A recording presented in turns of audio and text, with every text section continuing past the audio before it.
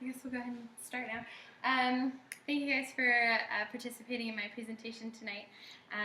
We're just going to take about 10 minutes, and hopefully after tonight you guys will have a greater appreciation for time and what you can do with it.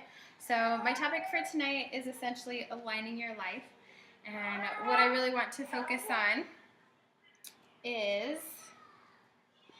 getting in tune with the here and now, being able to focus on what's important around you right in the moment as opposed to the other things you might be missing out on, maybe in the virtual world.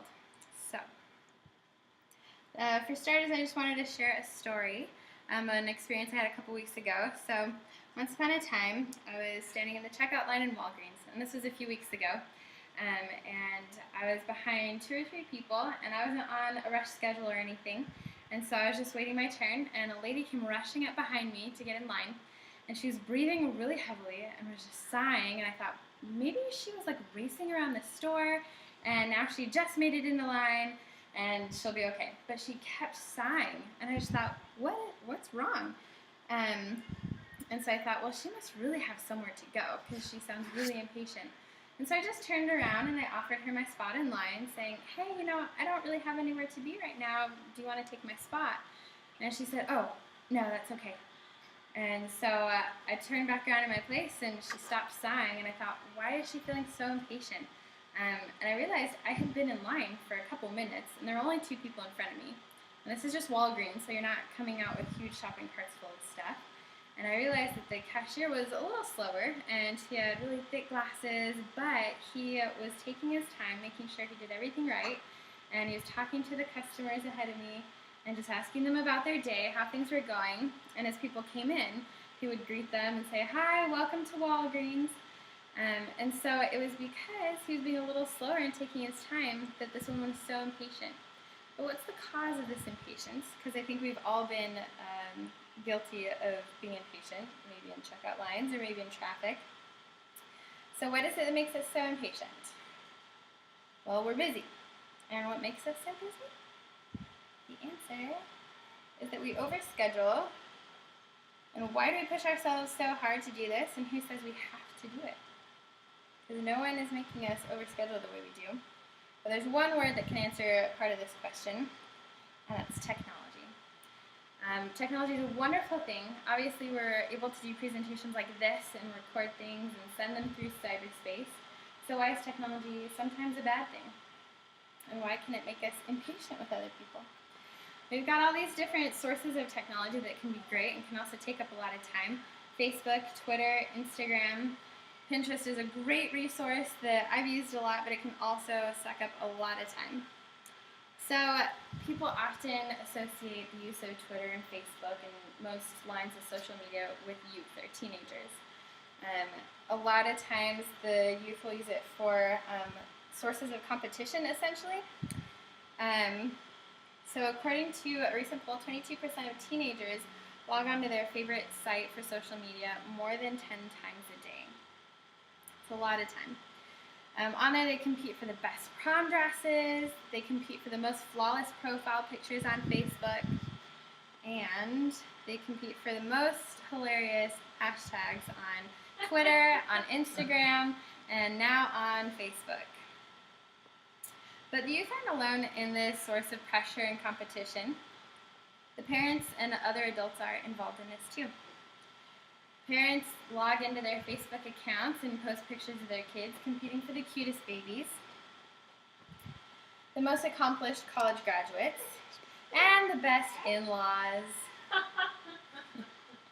Thanks, Melissa. Okay, so how can we take back this time that technology has taken control of?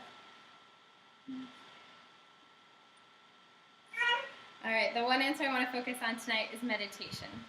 And I'm not talking about let's sit Indian style and fold our hands and go which actually works, but it's something that can be very simple. And you can do it anywhere. So we're going to take a minute and breathe. Really, we're going to do it. So everyone close your eyes. If you're on technology, put it away. Put it away. Close your eyes. All right. Now focus on your breathing. And take a deep breath in and let it out.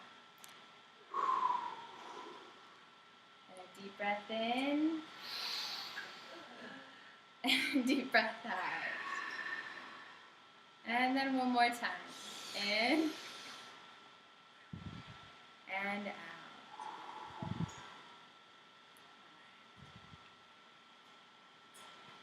Meditation has been proven to improve one's sense of self, reduce stress and anxiety, and improve the gray matter in the brain.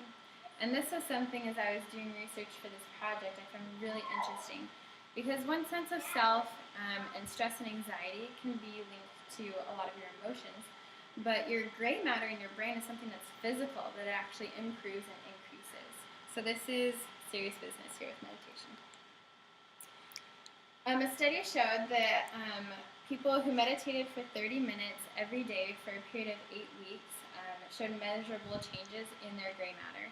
And so those sections are directly linked to being able to empathize with people and then improving sense of self and those other things that we saw. All right, so here's a little case study just to prove that I'm not completely crazy and neither are these people that I've been citing so far. So when Julia Banks was almost 70, she took up meditation. She had clogged arteries and some other health problems. She said, you never think you've got that time to spare, but you take that time for yourself and you get the relaxation you need. And later she called it that she takes a little time for herself. All right, so let's take a look at tracking and transferring the time we use right now for social media and how we can use that instead for better sources. So I took a few minutes and just went through some really slim use of social media. This is probably being really nice to a lot of people, especially teenagers. So just going through some basics. A status update might take you 2 minutes. If you're reworking how to word it so that the most people will like it, you have to make sure you get in the most action verbs so it's not boring. You might take about 15 minutes during the day to scroll through Facebook, maybe 5 minutes here and there, just to catch up with your friends and see what everyone's doing. Something really funny happens and you have to tweet about it, but you have to fit it into so many characters, and so it takes a little reworking. You might take about 3 minutes for that. And then maybe 20 minutes for emails, 10 minutes for Snapchatting back and forth, 30 minutes for Pinterest, and that could probably be fairly lenient for some, mostly women. And then Instagram, maybe 10 minutes if you go on a little adventure that day. That eventually totals up to about an hour and a half. And that's a lot of time once you think about what you could possibly be doing with an hour and a half. So what could you do with that time instead? So let's begin. All right, we're going to do another little exercise here. So focus on this picture for a minute.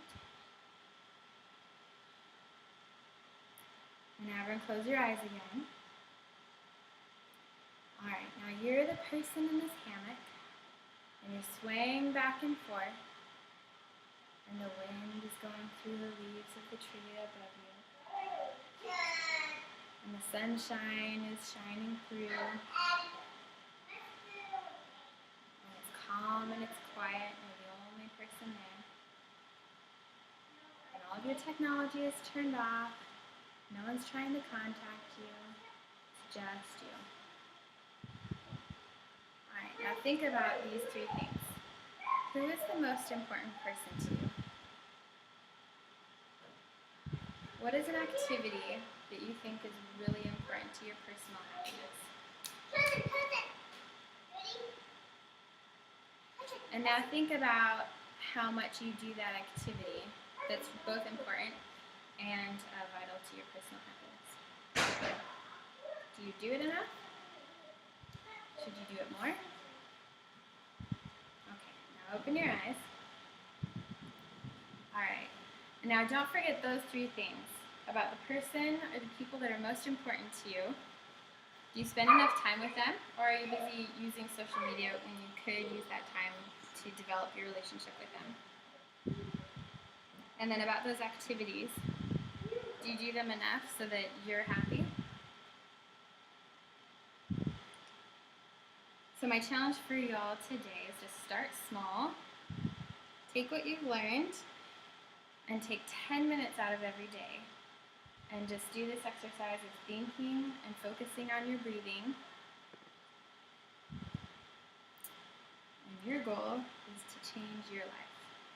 And it might not be something huge, but like that study showed over the period of 8 weeks of doing it for 30 minutes, they showed measurable changes in their gray matter. So you can literally change how your brain operates just by improving it with meditation.